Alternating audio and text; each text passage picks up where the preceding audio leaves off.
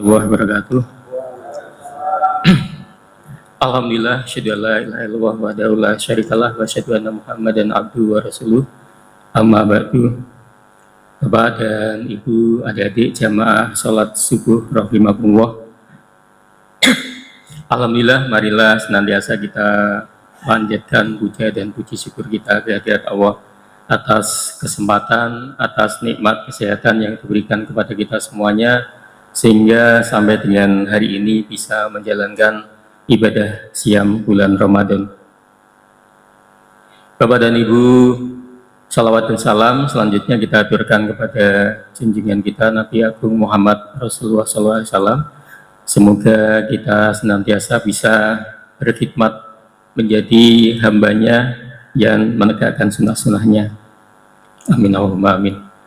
Bapak dan Ibu, pada kesempatan salat subuh kali ini, kultum kali ini meskipun singkat, perkenalkan saya untuk menyambung atau menyampaikan apa yang pernah saya sampaikan kemarin, yaitu kita kemarin sudah membahas tentang inti dari surat Al-Fatihah yang menjadi roh dari Al-Quran, yaitu dua hal, iyyaka na'budu wa iyyaka nasta'in. Intinya adalah dua itu. Kemudian bagaimanakah iyyaka na'budu wa iyyaka nasta'in itu nanti di belakangnya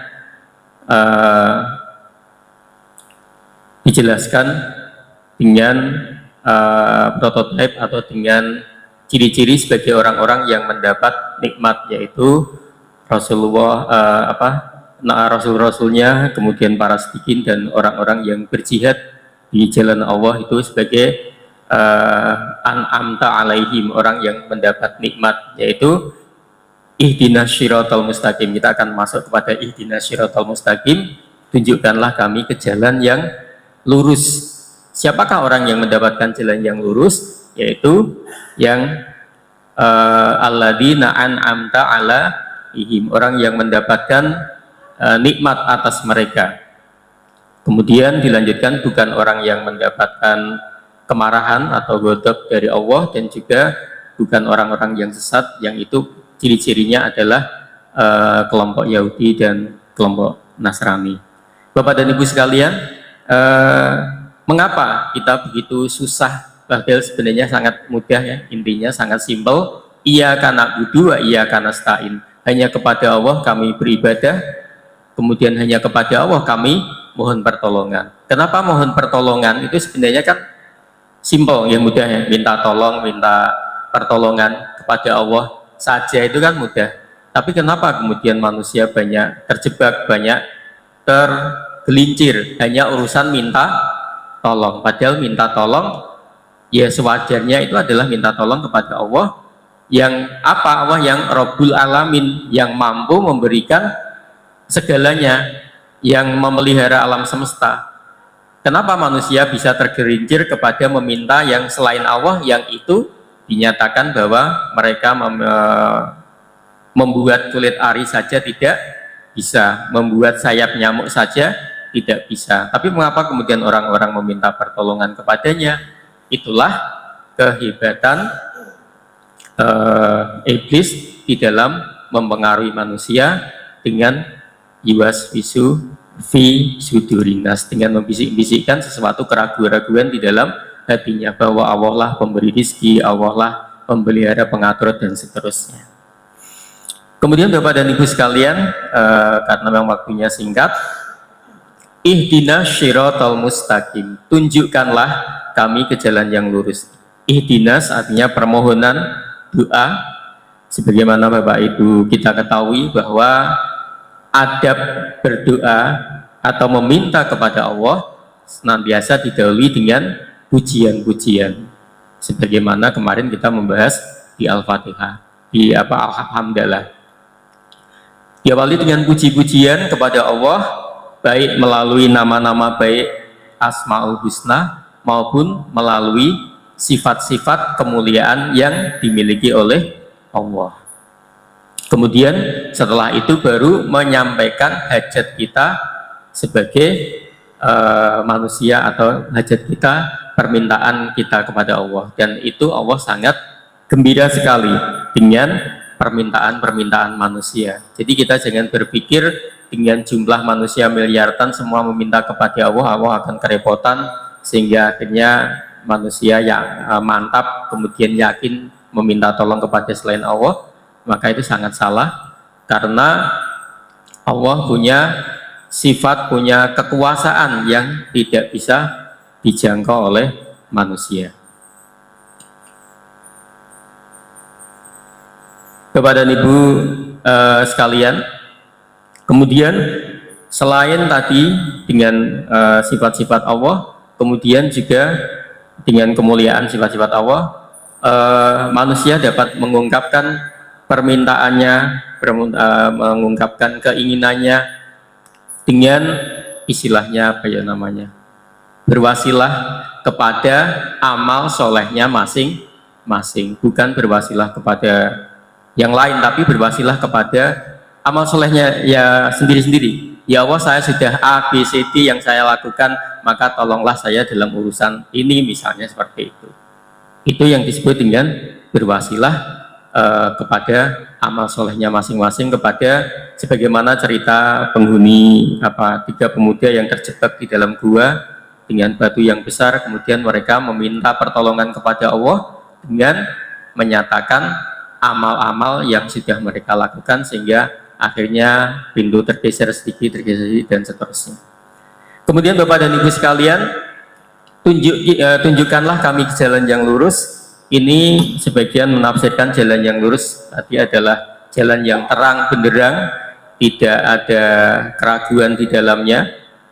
Jadi kemudian banyak ulama baik salaf maupun khalaf menafsirkan sama muaranya, yaitu mengikuti petunjuk Allah dan Rasulnya atau Al-Quran dan hadis.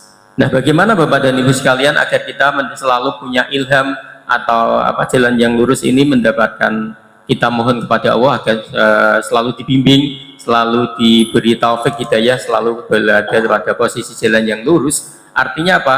Bisa membedakan syirik dan tidak syirik itu dengan sangat mudah, terang benderang, sehingga pandangan itu langsung lurus ke depan, bisa menilai, karena memang amalan yang syirik itu saking tipisnya, itu kadang-kadang diibaratkan seperti semut hitam di atas batu hitam di malam gelap gulita pula, sehingga memang sangat samar, sangat mudah manusia terjebak. Untuk itu Bapak dan Ibu sekalian, kenapa kita terus-terusan diperintahkan untuk memohon, meminta kepada Allah akan hidayah, akan taufik ini? Sehari minimal 17 kali ya kita mohon untuk diberi petunjuk jalan yang lurus ini, karena memang manusia tidak punya kuasa untuk punya ilham, punya kuasa untuk senantiasa tetap pada jalan yang ini, sehingga kita memang sangat wajar untuk meminta selalu kepada Allah. Dalam detik berikutnya, menit berikutnya, belum tentu kita menjadi orang-orang yang berposisi di dalam jalan yang lurus.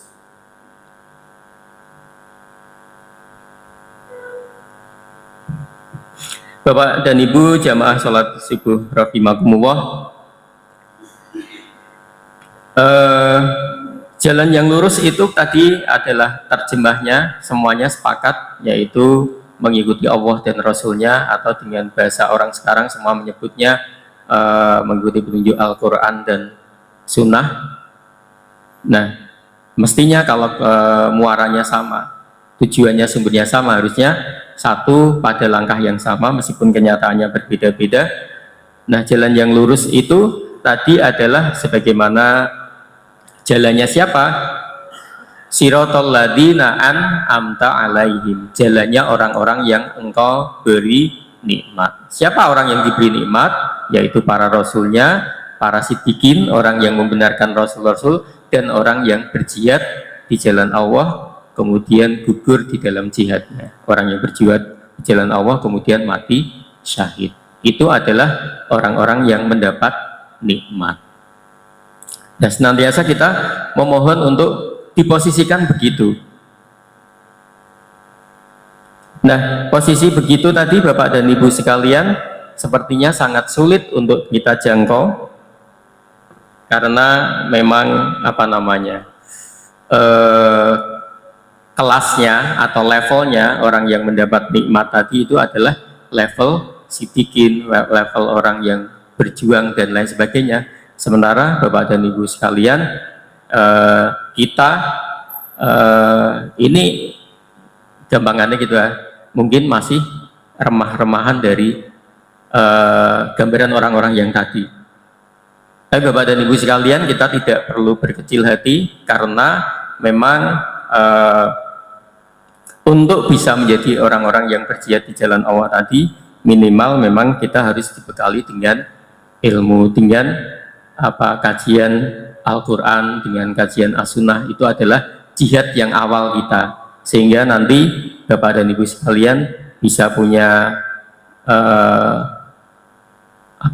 level, bisa punya tidak sampai level ya, tapi punya jalan yang lurus, ditempatkan di jalan yang lurus sebagaimana orang-orang yang telah diberi nikmat, dan bukan jalannya orang-orang yang sesat maupun orang-orang yang dimurkai Allah.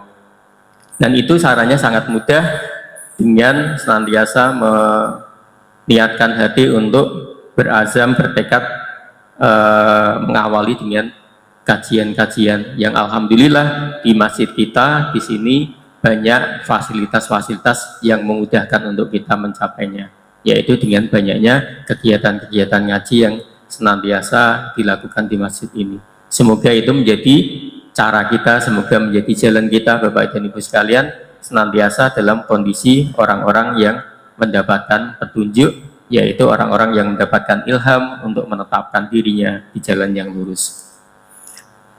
Jamaah sholat subuh rahimakumullah, kiranya begitu yang saya sampaikan untuk pagi hari ini. Jadi marilah senantiasa bentuk syukur kita dengan memanfaatkan kesempatan-kesempatan, dengan memanfaatkan sarana-sarana yang diberikan di masjid ini, sehingga memberikan keberkahan untuk semuanya, baik untuk takmir, pengelola maupun para jamaah yang terlibat di dalamnya, dengan menghidupkan majelis-majelis ilmu yang ada di sini. Demikian Bapak dan Ibu sekalian, mohon maaf atas segala kekurangannya. Semoga ada manfaatnya. Billahi taufik wal hidayah. Wassalamualaikum warahmatullahi wabarakatuh.